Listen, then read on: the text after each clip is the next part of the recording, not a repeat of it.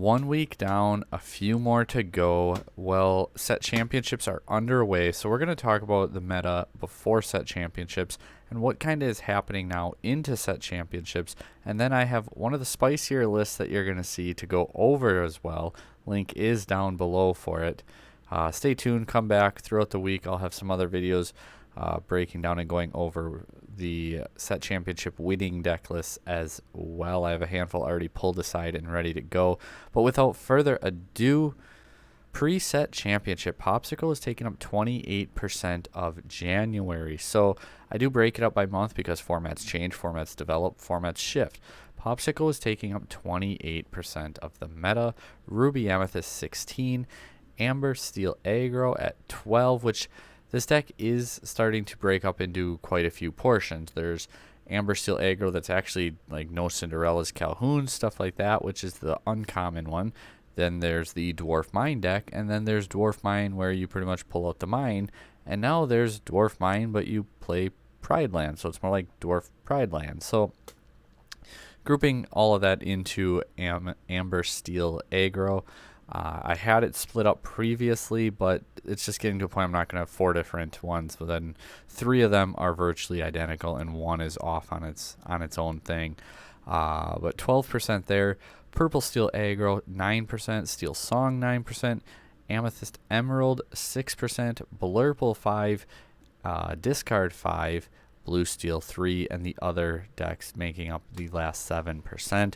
I said that Ruby Amethyst was my pick to be the top deck for set championship, and I said that I felt like Blurple and Discard were going to be the 2 decks to move the most from the pie chart. Just they felt like they were going to be those 2 decks that pop back up into the format and just really rear their head around. Blurple was the deck that I chose to take. I have my video up on the channel if you would like to go take a look at that. We did secure our playmat, so that's pretty cool.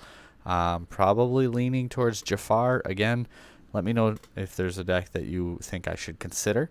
Depending on which cards it requires, I may or may not be able to play it at set championships this weekend. Right now, I'm definitely leaning into Jafar Wheel. It's just a really fun deck, and I enjoy it a lot, and it'd be cool to top with it. So go get a playmat maybe. We'll see. We'll see what we decide to do. But moving on forward then, 99 tops from set championship.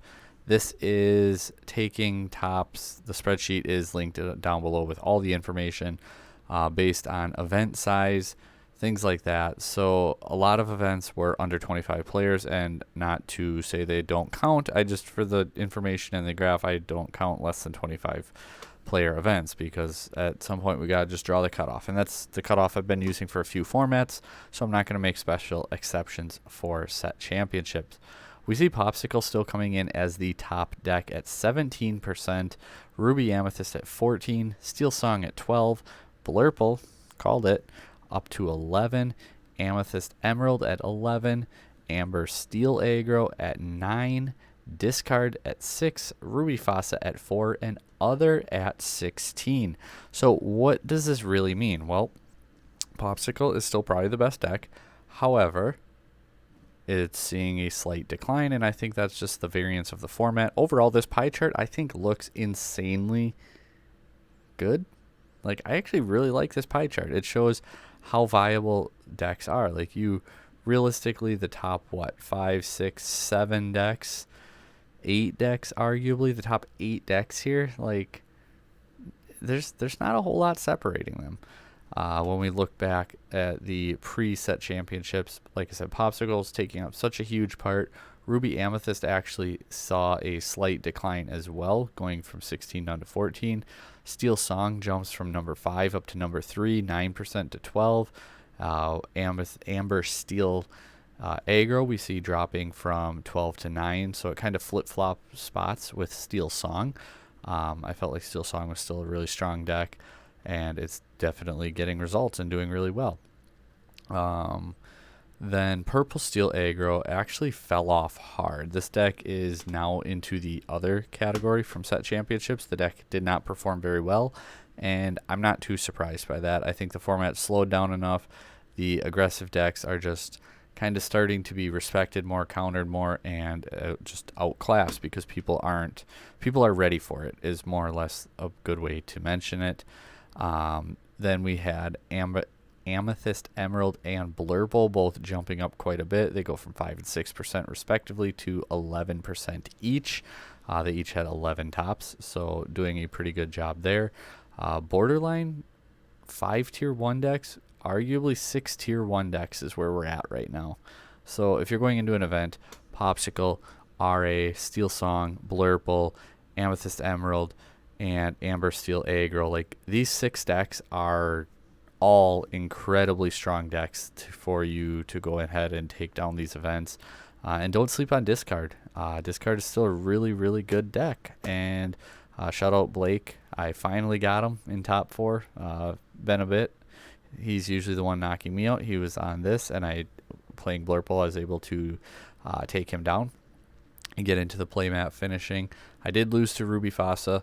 I don't know. I don't think that I had the greatest matchup there. Tried and almost got game 1. He hit me with a Sisu shift really late into the game where I actually had game threatening due to Elsa shift on my turn. But anyway, that's just how it goes sometimes. I can't really say a whole lot when I'm banking on an Elsa shift when he hits me with a Sisu shift. That's benefit of being on the play, is that one turn sometimes is huge. Another big thing to note, the other category went from 7% to 16%, so this means there's a lot more decks as well that are seeing experimenting and seeing success. Full breakdown is in that spreadsheet down below. I'm not going to go over I'm pretty sure there's 12 different decks in this other category. You can use the link down below to go check all that stuff out for that spreadsheet. But overall, I think that where the format is actually, like I said, in a really healthy spot. Just seeing set championships. What do I expect moving forward now? I think that Blurple's still going to be a top 5 deck. Popsicle, I think I'll start to go back up a little bit. I expect it to be in that like high teens, pushing 20%. Ruby Amethyst, kind of sticking right where it's at. Steel Song probably regress 1 or 2 points. Blurple hanging out right where it's at. Amethyst Emerald possibly regressing to 9, 10. I think Amber Steel might push back up into that 10, 11 possibly. Discard, though, I still think will make a little bit of a push here moving forward. Ruby Fossa possibly going down to the other category. Does Purple Steel come out of the other category would be another thing. Steel Fossa also is very nearly coming out of that other category. When there's 4 decks or something like that with 2, it's hard to just pull one of those decks out. And if I pull those 4 out, well, the slivers are going to be so small you're not going to see what the images are anyway. That's kind of the dictator on if we... Oh, disappeared. On if we show them or if they're an other deck. So, like I said, I do have one more thing to go over today. And that is Amethyst Emerald Beast combo. Phil's been trying to get me to show it up on the channel for a while. And finally, here we are. So the deck comes in at 153.46, so relatively budget. As you can see, it is pretty much an Amethyst deck with 11 Emerald cards. So it's pretty similar to Blurple, where you're playing like 47 purple cards and 13-ish blue cards. And it's just the utility. Amethyst is so insanely strong right now. 9 uninkable, so that's really nice there as well. In the 1-drop spot, playing 9 of them. So you have 4 Chernobog's followers, 2 brooms, 3 Rafikis. Rafiki just trades so nice into so many things. Saturday I was playing Rafiki and Blurple as well. I did cut it for Sunday just because I felt like I needed to speed the deck up a little, and that meant not Rafiki, which I know pulling a 1-drop to speed up a deck sounds weird, but he's more there to just threaten trading things like taking Foxes, taking Calhouns, taking things like that really nice. I mean, slap down a crab and all of a sudden Rafiki is crazy, crazy. 4 snakes then. Nothing too surprising there. Playing the 2 Pinocchios. So this deck this is not tempo. Like, this deck does not play like the tempo deck at all. It is revolving around the I wanted to say the wrong beast, the Relentless Beast, where you can go ahead, quest for 2, crash a character, ready them, quest for 2, and you repeat it. And also with the rose, and which gives him the +2. So now all of a sudden he's going for 4. I think he went for, was it 12 or 14? He'll comment down below, I'm sure of it. 12 or 14 lore in a single turn because of Beast and readying it and crashing into things. The deck is actually, it was really neat. I took every chance I could to watch him playing it, and it was just such a fun deck to watch. Possibly going to mess with it on Lorcana a little bit. Not quite ready to take it to an event because I think it's going to take a little bit of a learning curve. If you can get really close with your Beast, though, you do have the 3 Tamagos, to finish out those games. You can, when you crash into your opponent's characters, you ready your Beast, you ready your Beast, you ready your Beast, obviously, and you're questing in between, and then you can slap a Go-Go Tamago down on one of their characters with a bunch of damage and get lore that way as well. 4 Ursulas, 4 Foxes, 4 Crabs, kind of like Blurple, like that's your way to effectively remove your opponent's threats.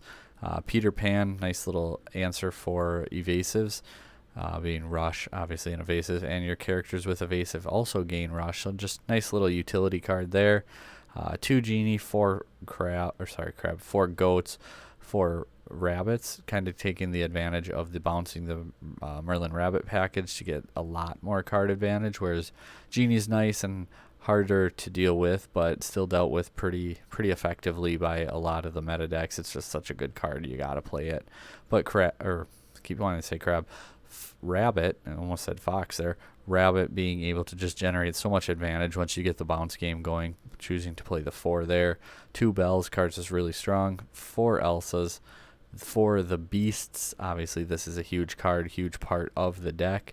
And then 2 Sea Witch Queens. Songs, we had 4 Friends on the Other Side, and then 3 of the Mystical Rose. And once again, for those who don't know, banish this item. Chosen character named Beast gets +2 lore, and if you have a character named Belle, move up to 3 damage counters from chosen character to chosen opposing character. So the big thing there is getting Beast to be able to quest for 4, and if you're able to quest for 4 and you have 2 or 3 characters on board to go deal damage to your opponent, all of a sudden you're 4, 8, 12, 16, and if you can do it 4 times, that's 20 lore in a single turn. It is very, very effective. It's probably the better version of the Beast OTK, if you will. That's a steel version with Sheriff of Nottingham and the Bayou. I don't think that is very effective, whereas this version actually has kind of been tried, true, and proven. He's been going on a tear throughout a few different locals for the better part of the format now. I know he went and got his Scar promo already. Unfortunately, then Sunday, we got paired up, and I think that match effectively knocked him out, or it possibly came down to his round after that. But we got paired up in round 4, and I was able to squeeze out the win. But the deck it keeps you on your toes. The deck was just crazy to play against. I really liked watching him play it. Like I said, I took every chance I could to watch him pilot it. I plan on trying to test it out online just to get the hang of things, because I played tempo for so long that I think that's going to throw off how I'm just used to playing the deck. And I think Blurple maybe will actually help, because so much of the Amethyst engine is actually the same, and it's just a nice little compliment there. Obviously the 3 Mystic Rose is different, the 2 Ursulas, Flip-Flop Genie and Rabbit to get to me where I want. I don't play Peter Pan or Pinocchio. Otherwise, like I said, the Amethyst outside of Ursula, Rose, and the Pan and Pinocchio, the Amethyst engine is pretty much identical to if you're playing Blurple. So if you're a Blurple player, this would be a decent deck to pivot off to if you really want to try that. Again, link is down below for this. Link for the spreadsheet also down below. Lots of good information. And as always, like, share, subscribe, comment down below. Thanks, and take care.